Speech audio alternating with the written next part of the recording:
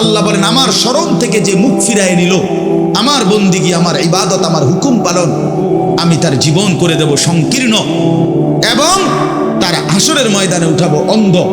এই জীবন সংকীর্ণ করার একাধিক তাফসির, এর মধ্যে একটা তাফসির হলো এইটা যে আল্লাহ জীবন সংকীর্ণ করে দিবে, মানে তার কবরের মধ্যে তার কবরটাকে একেবারে সংকীর্ণ করে দিবে।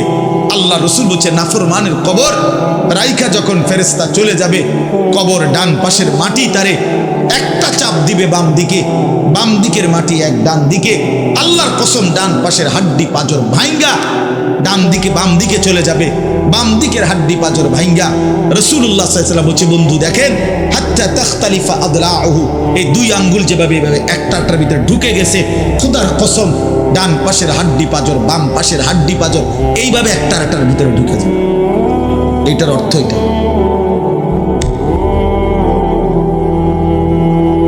হ্যাঁ, রাসূলুল্লাহ সাল্লাল্লাহু আলাইহি ওয়াসাল্লাম একদিন হযরত বারা ইবনে আযিব রাদিয়াল্লাহু তাআলা আনহু থেকে বর্ণিত, নবীজি একদিন এক সাহাবীর জানাজা পড়তে গেছেন। জানাজা পড়তে গিয়ে খালি কবরের সামনে কিছুক্ষণ দাঁড়াইছেন, তখনও উনারে কবরে রাখে নাই, জানাজাও পড়ায় নাই। নবীজি আগে গিয়া কবরটার সামনে দাঁড়াইছে। হযরত বারা ইবনে আযিব বলেন আমরা নবীজির সাথে ছিলাম। আল্লাহর নবী সাল্লাল্লাহু আলাইহি সাল্লাম কবরের খালি এই কবর দেখা অঝরে কাঁদতে শুরু করছে। আমরা সবাই সাহাবীরা নবীজির সাথে কাঁদতে শুরু করলাম। অনেকক্ষণ কাইদা নবীজি চোখের পানি মুইছা আজীব কথা বলছে নবী। রাসূলুল্লাহ সাল্লাল্লাহু আলাইহি ওয়াসাল্লাম সাহাবীদেরকে লক্ষ্য করে বলছে, ইয়া ইখওয়ানি লিমিসলি হাদা ফাআইদ্দু, আমার বন্ধুরা, আমার সাথীরা, এই কবরে যাওয়ার জন্য তোমরাও রেডি হও। ফাআইদ্দু, তোমরাও প্রস্তুতি নাও, অচিরেই তুমি আমি সবাই এই কবরেই পৌঁছে যাইতে হবে। রাসূলুল্লাহ সাল্লাল্লাহু আলাইহি ওয়াসাল্লাম বলছে, প্রিয় বন্ধু আমার, জওয়ান সাথী আমার, সামান্য এই কয়েকটি জওয়ানি নষ্ট না করা, নষ্ট না করা, কোনোভাবেই নষ্ট না করা। এই জন্য বললাম এই সূরা মুলক এটা আল্লাহ তাআলা অত্যন্ত ফজিলতপূর্ণ একটি সূরা। রাসূলুল্লাহ সাল্লাল্লাহু আলাইহি ওয়াসাল্লাম বলছেন এটা কবরের আযাব থেকে রক্ষা করবে। এই সূরা নিয়মিত তাফসীরের মধ্যে আমি নিজে পড়ছি, তাফসীরে কুরতুবীতে আছে। আল্লাহর নবী সাল্লাল্লাহু আলাইহি ওয়াসাল্লাম বলেন লাওয়াদিতু, নবীজি বলেন আমার দিলের আশা, আমার দিলের তামান্না, আমার উম্মতের প্রতিটা মুমিন তার কলিজার ভিতরে, তার জবানে এই সূরা মুলক থাকুক, সূরা মুলক থাকুক। অর্থাৎ রাসূলুল্লাহ সাল্লাল্লাহু আলাইহি ওয়াসাল্লাম বলতেন আমার প্রতিটা মুমিন বান্দা উম্মত যেন এই সূরা মুলক তেলাওয়াত করে, যেন কবরের আযাব থেকে রক্ষা পায়। নবীজি 5 ওয়াক্ত নামাজের পরে, আল্লাহর কসম ভাই, এখানে অনেক ওলামায়ে কেরাম আছে, আপনি জিজ্ঞাসা করুন, নবীজি 5 ওয়াক্ত নামাজের পরে, সরদারে দু আলম নবীর তো কোনো গুনাহ নাই, তিনি নিষ্পাপ, তিনি তো জান্নাত উদ্বোধন করবেন। আনা আউয়ালু মান ইয়াকরাউ বাবাল জান্নাহ, নবী বলছে আমি সেই মুহাম্মদ যে প্রথম জান্নাতের দরজা আমি নাড়ব, জান্নাতের কড়া নাড়ব আমি মুহাম্মদ। ভিতর থেকে ফেরেশতা বলবে আপনি কে? আমি বলবো মুহাম্মদ। ফেরেশতা বলবে আনতাজিরু লাক, আমি তো আপনার অপেক্ষাই করছিলাম, আপনি আসবেন বলেই তো অপেক্ষায় ছিলাম, আপনি উদ্বোধন করে দিলেই তো বাকিরা ঢুকবে। তো সেই নবী যিনি জান্নাত উদ্বোধন করবেন, তিনি 5 ওয়াক্ত নামাজের পরে ভাইয়া প্রতিদিন তিনি যেই কথাটা দোয়া করতেন, এর মধ্যে একটা দোয়া এটা, আল্লাহুম্মা ইন্নী আউযু বিকা মিন আযাবিল কবর ওয়া মিন ফিতনাতিল কবর ওয়া মিন ফিতনাতিল মাসীহিদ দাজ্জাল ওয়া মিন ফিতনাতিল মাহইয়া ওয়াল মামাত। আল্লাহ আমি কবরের আযাব থেকে পানাহ চাই। নবীজি নিজে বলতেন, নবীজি নিজে বলতেন। প্রিয় ভাই বাবা আমার, চলেন সবাই নিয়ত করি, নিজেকে গুনাহ থেকে বাঁচানো দরকার, নিজের আল্লাহর নাফরমানি থেকে বাঁচানো দরকার। আল্লাহ তাআলা বলেন ইন্নাল্লাযীনা ইয়াখশাউনা রাব্বাহুম বিল গায়ব, আমি আল্লাহকে না দেখে, আমার কথাগুলো আখিরাত সম্পর্কিত, এগুলোকে না দেখে যারা আমি আল্লাহকে ভয় করে, আখিরাতকে ভয় করে, জাহান্নামকে ভয় করে, কবরকে ভয় করে। আল্লাহ বলেন, তাফসীরের মধ্যে লিখছে, ভয় করে মানে হলো গুনাহ বর্জন করে। কোন ব্যক্তি আল্লাহকে ভয় করে, খোদার কসম এই কথার অর্থ হলো গুনাহ ছেড়ে দেয়। যে গুনাহ ছেড়ে দেয় সে আল্লাহকে ভয় করে, যে আল্লাহকে ভয় করে সে গুনাহ ছেড়ে দেয়। কোন নাফরমান আল্লাহকে ভয় করে না, আল্লাহকে ভয় করলে গুনাহ করতে পারে না। বুঝেন নাই বাংলা কথাটা? এটা কাগজের এই পিঠ ও পিঠ, কাগজের এই পিঠ ওই পিঠ। এই পিঠে যদি লেখা আছে আল্লাহর ভয়, তো ওই পিঠে লেখা থাকবে গুনাহ বর্জন। যে গুনাহ ছেড়ে দেয় সে অটোমেটিকলি আল্লাহকে ভয় করে, যে আল্লাহকে ভয় করে সে গুনাহ বর্জন করে। এজন্য তাকওয়ার অর্থ আল্লাহর ভয়, এটার প্রথম অর্থ হইল গুনাহ বর্জন। মান খাশিয়ার রহমান, আল্লাহকে ভয়, এটার প্রথম অর্থ গুনাহ বর্জন, গুনাহ বর্জন। আমার শায়েখ আল্লামা মুফতি মুশতাকুর নবী সাহেব সব সময় চিল্লায় মাহফিলে, অনেক সময় হাজারি করে বলে যে বাপ, গুনাহ আগুন, গুনাহ আগুন, গুনাহ আগুন। প্রতিটা গুনার পিঠে ওই পিঠে আগুন আছে। নারীর প্রতিটা বেপর্দা দৃশ্যের মধ্যে খোদার কসম আগুন জ্বলে। ওই সিনেমার নর্তকীর শরীরে আগুন জ্বলে, ওই নায়িকার শরীরে আগুন জ্বলে, মোবাইলের ওই অস্থির ছবির মধ্যে আগুন জ্বলে, মদের আড্ডায় আগুন জ্বলে, জুয়ার আড্ডায় আগুন জ্বলে, সুদের টাকায় আগুন জ্বলে, ঘুষের টাকায় আগুন জ্বলে, বেপর্দা নারীর শরীরে আগুন জ্বলে। ওইটা রূপ না, ওটা আগুন, ওটা জাহান্নাম, ওটা জাহান্নাম। আল্লাহ তাআলা বলেন, ইন্নাল্লাযীনা ইয়াখশাউনা রাব্বাহুম বিল গায়ব। আল্লাহ তাআলা বলেন, আমার যে বান্দারা আমার আখিরাত, আমার জাহান্নাম, আমার পরকাল, আমার কবর, এই কথাগুলোকে ভয় করে, আমি আল্লাহকে ভয় করে, না দেখে, না দেখে, আল্লাহ বলেন আমি ওয়াদা দিলাম, লাহুম মাগফিরাতুন ওয়া আজরুন কাবীর, আমি তাদের পেছনের সব গুনাহ মাফ করে দেব, আর আমার সবচেয়ে বড় পুরস্কার জান্নাত দিয়ে দেব। এখানে এটা এমন শব্দ না যে কিছু শব্দ তো আছে একটা শব্দের সাথে আরেকটা বলছে অর্থহীন, যেমন কলম, টলম। তো এটা সবাই বুঝে যে টলমের কোনো অর্থ নাই। কাগজ, টাগজ, তো টাগজের অর্থ নাই। কিন্তু শিক্ষা দীক্ষা এমন না, শিক্ষা শব্দের উল্টা না। এটা এমন না যে এটা শিক্ষার উল্টা কিছু না, এটা আলাদা শব্দ। শিক্ষা দীক্ষা, যেমন আমরা অনেক সময় বলি যে নামাজ রোজা, লোকটা নামাজ রোজায় ভালো, তো এর দ্বারা কি শুধু নামাজ আর নামাজের উল্টা শব্দ রোজা না? এটা একটা আলাদা কি আমল। নামাজ একটা ইবাদত, তো রোজা একটা ইবাদত। তো শিক্ষা এটা একটা বিষয়, দীক্ষা এটা একটা বিষয়। শিক্ষা তো তালিম, দীক্ষা এটা তরবিয়ত, আখলাক। আখলাক অর্থাৎ শব্দ মুখস্থ করা এটা যেমন জরুরি, জিন্দিগি গঠন করা এটাও সমান জরুরি, বরং তার চাইতে বেশি জরুরি। এজন্য আমাদের ফেনীর একজন বড় বুজুর্গ আলেম আছেন, ফেনী জামিয়া রশিদিয়া মাদ্রাসার হযরত মাওলানা মুফতি শহীদুল্লাহ দামাত বারাকাতুহুমুল আলী, বাংলাদেশের অনেক বড় একজন বুজুর্গ আলেম। হযরতের মাদ্রাসা ফেনীতে, সেই মাদ্রাসা একটা মাদ্রাসায় কওমি মাদ্রাসা, সেখানে প্রায় 6 থেকে 7 হাজার ছাত্র পড়ালেখা করে, প্রায় 200-এর উপরে উস্তাদ আছে, 200-250 হবে।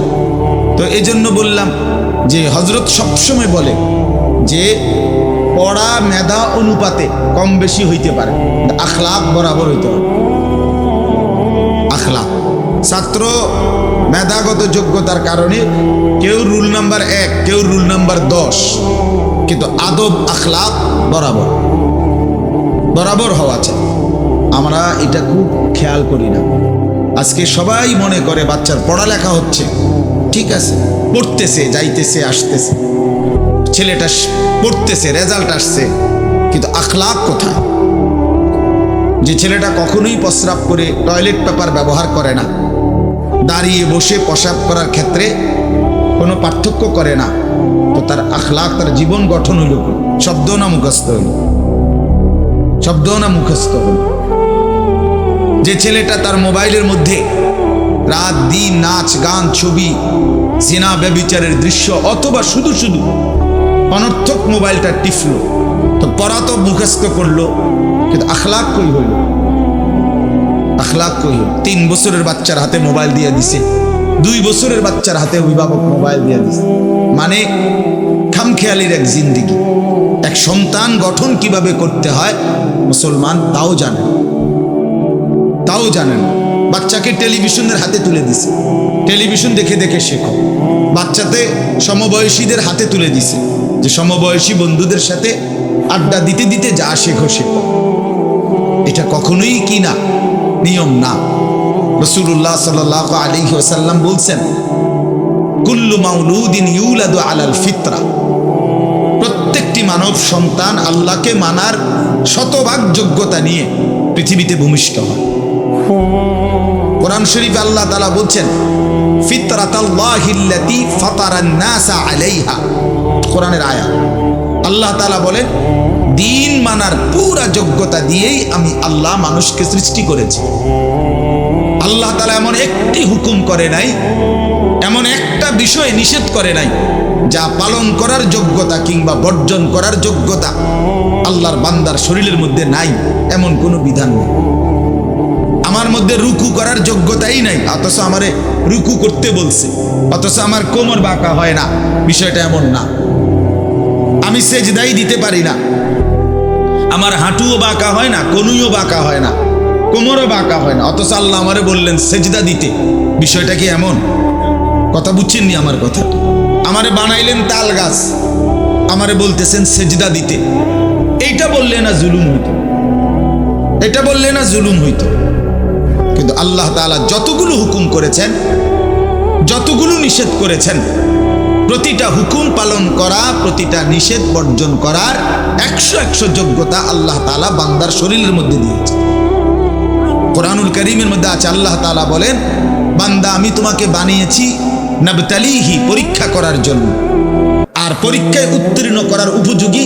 ফাজআলনাহু সামিআন বাসীরা, আমি আল্লাহই তোমাকে শুনবার জন্য কান দিয়েছি, দেখবার জন্য চোখ দিয়েছি। তাফসীরের মধ্যে লিখছে, অর্থ হইল আমাকে মানবার পুরা যোগ্যতা সম্পন্ন শরীর দিয়েছি।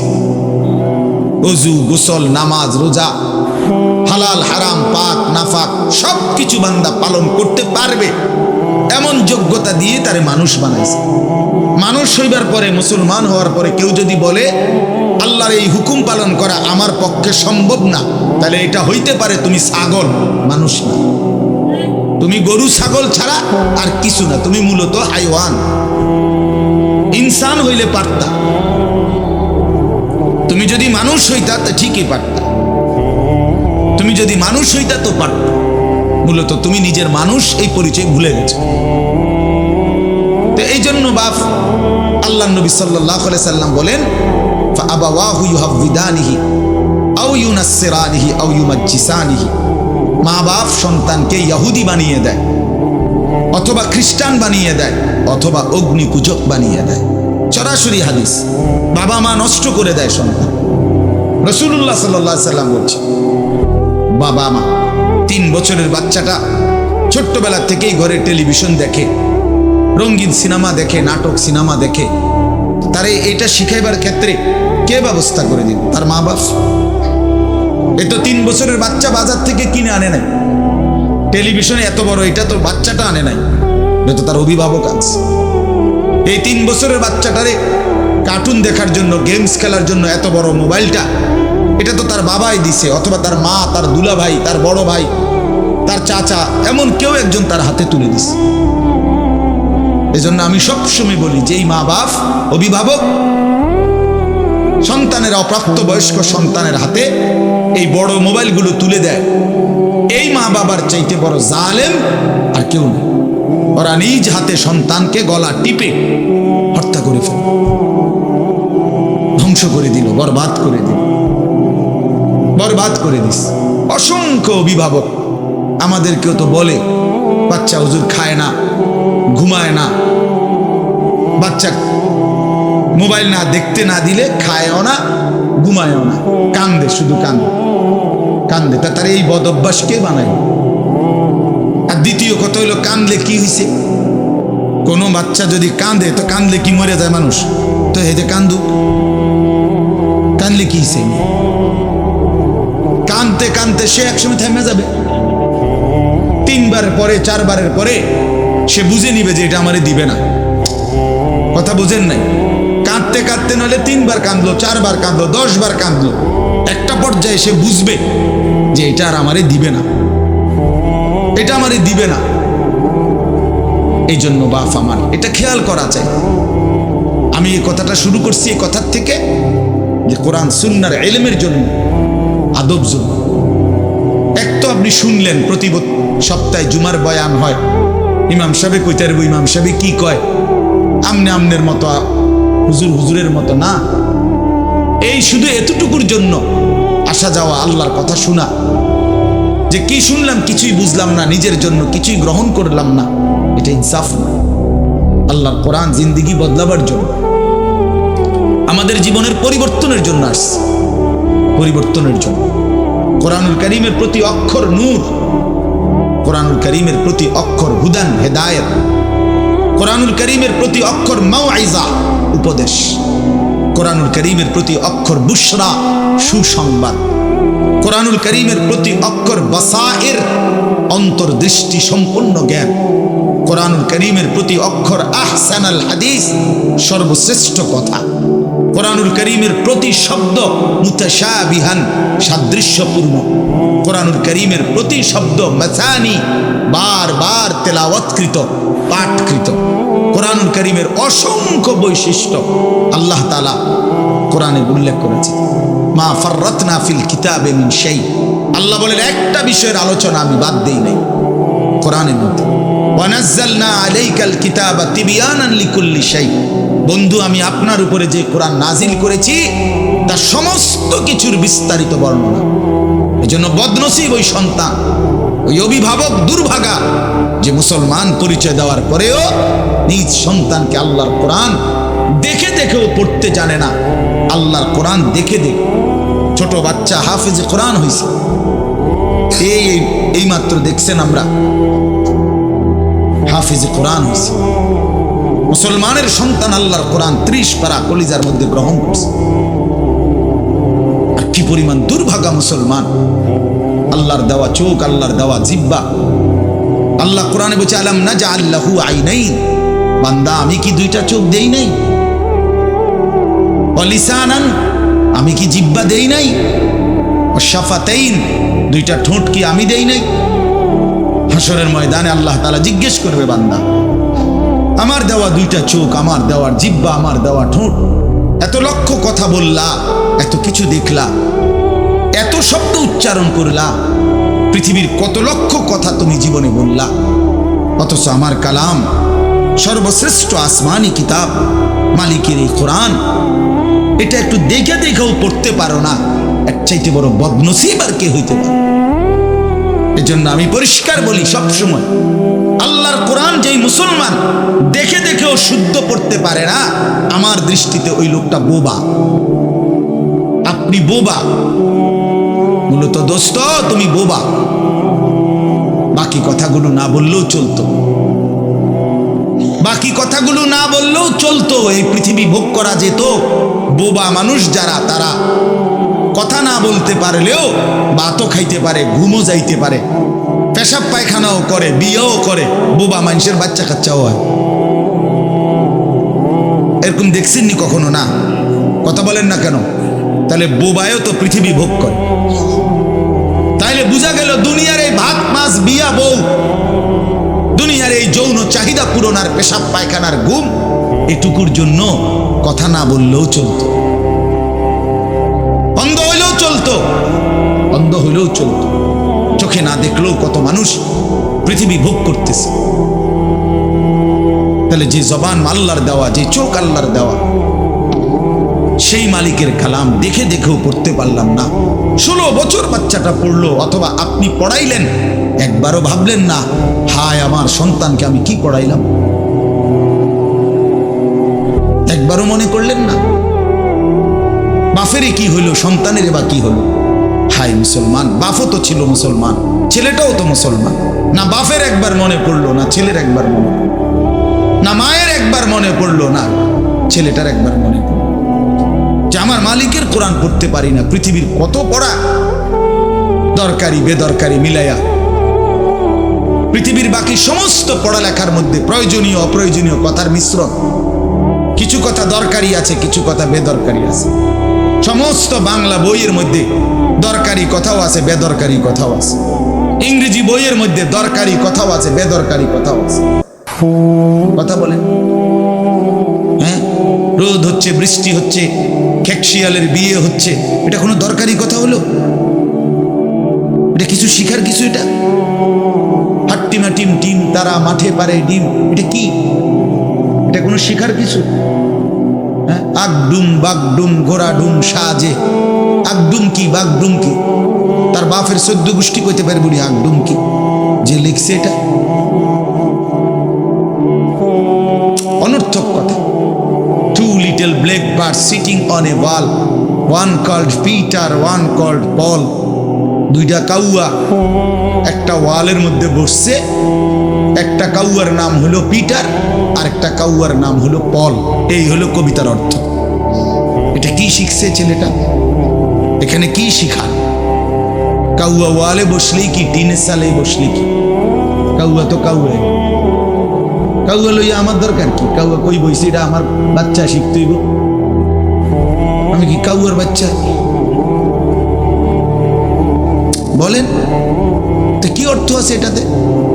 আর এই পিটার পল তো সম্পূর্ণ কাফেরের নাম। পিটার এই শব্দ, পল তো খ্রিস্টানদের নাম, কোন মুসলমানের নাম না। এটা মুসলমানের সন্তান, এটা শিখবে কেন? উচ্চারণ শিখার জন্য, কিছু শব্দ শিখার জন্য। তো শব্দ শিখার জন্য ইসলামী কোনো শব্দ নাই। আল্লাহ আমাদেরকে বুঝ দান করে। আমি বইয়ে এখানে বই ঠিক করতাম বসি না, যে বুঝেন না আমার কথাটা? অর্থ এই উদ্দেশ্য তাহলে আমি বই ঠিক করতে বসিনি। অর্থ একটা উদাহরণস্বরূপ বললাম আর কি। আবার দরকারি কথাও আছে। আমাদের দেশে সেই ছেলে কবে হবে, কথায় না বড় হয়ে কাজে বড় হবে। ফাইন কথা। সকালে উঠিয়া আমি মনে মনে বলি, সারাদিন আমি যেন ভালো হয়ে চলি। চমৎকার কথা। ভোর হলো দৌড় খোলো কুকুমনি উঠোরে, এগুলো তো অন্যায়। এসব কবিতাও তো না, আমরা আমলে নাই ডিমে কইতেছি। এখনকার কি আছে আমি জানি না। এগুলো আমার সময়ে পড়ছি আমরা ছোটবেলায় প্রাইমারিতে। যাই হোক বাপ, অর্থ হইল আল্লাহর কোরআন থেকে সন্তানকে বঞ্চিত করেন না। বঞ্চিত আপনাদের কাছে অনুরোধ। এই যে কয়জন বসছেন, জোয়ান ভাই যারা বসছেন, ভাই আমার স্কুলে পড়েন, কলেজে পড়েন, কোনো অসুবিধা নাই, ঠিক আছে।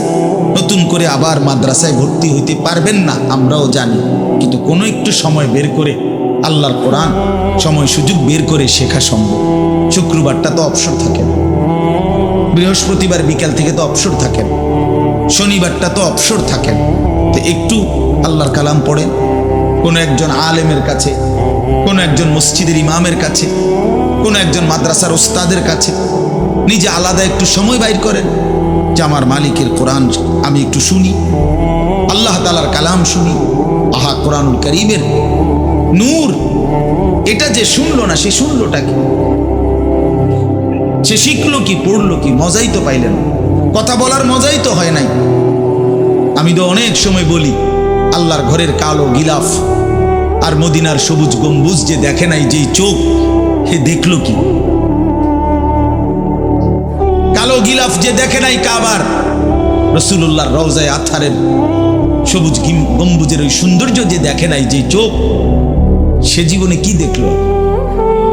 আমার একবার মক্কা শরীফ এক লোক উমরার সময়, বাংলাদেশি এক লোক দৌড়াইয়া আমার আয়সা জড়াইয়া ধরছে, ধরাইয়া কাঁদা দিছে, বলছে হুজুর আমি আপনার এক কথার কারণে হজে আসছি, উমরায় আসছি। আমি বললাম মানে? এই কথাইটা আমি এটা শুনছি আজ আপনি বলছেন যে এই চোখ কাবার কালো গিলাফ দেখে নাই, রাসূলুল্লাহ সাল্লাল্লাহু আলাইহি সাল্লামের রওজায়ে আতহারের সবুজ গম্বুজ দেখে নাই, সে দেখলো কি? আর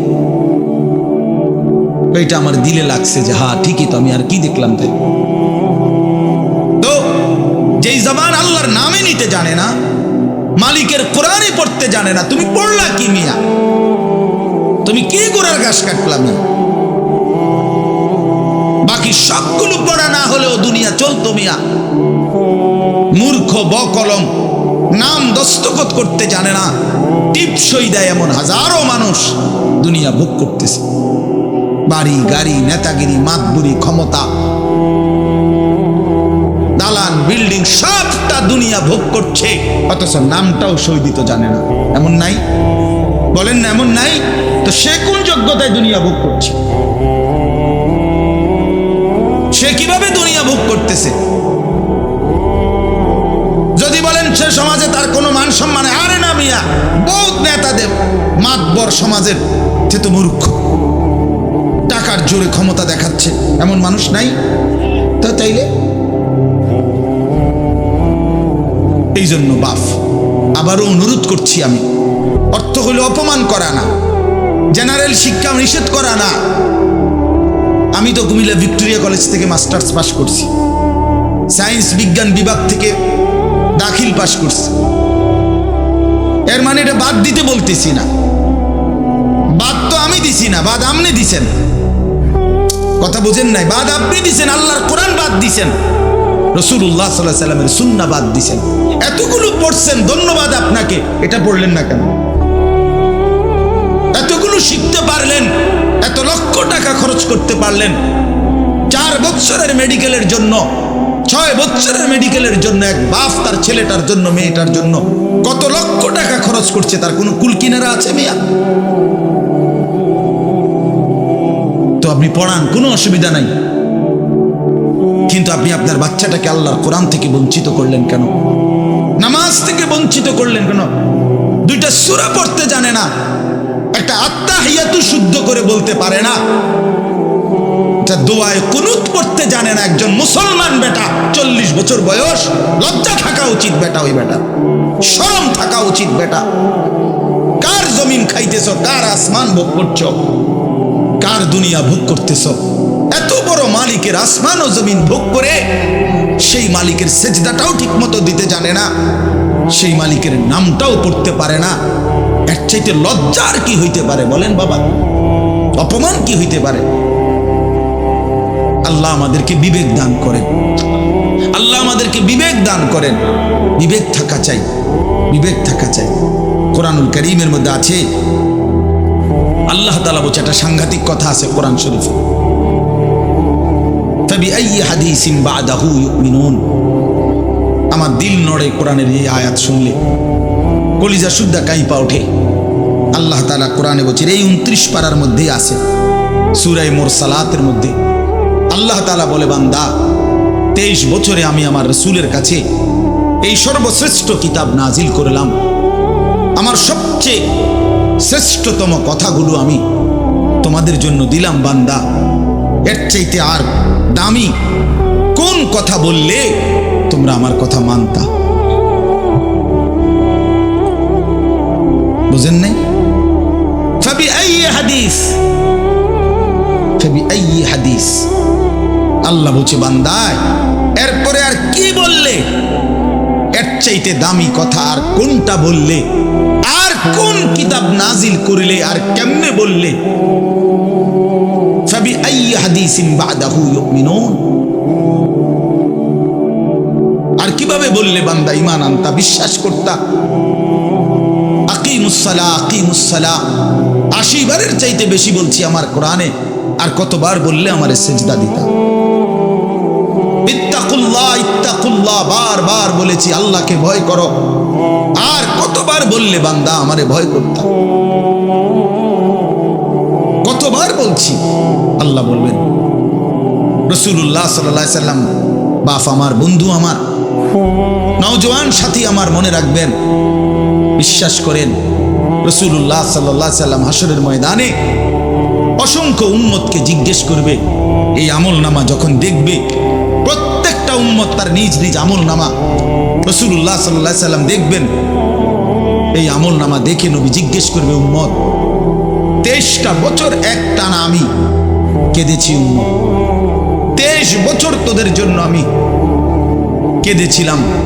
এমনও রাত গেছে, সারা রাত উম্মতের জন্য আমি কেঁদেছি, সারা রাত দোয়া করছি উম্মতের জন্য। তায়েফের পাথরের আঘাতে পিঠ, চালনির মতো ছিদ্র বানায় ফেলছি। পেটের কষ্টে, ক্ষুধার কষ্টে 14 দিনের চাইতে বেশি পেটে 2টা পাথর বাইদা ক্ষুধার কষ্ট হজম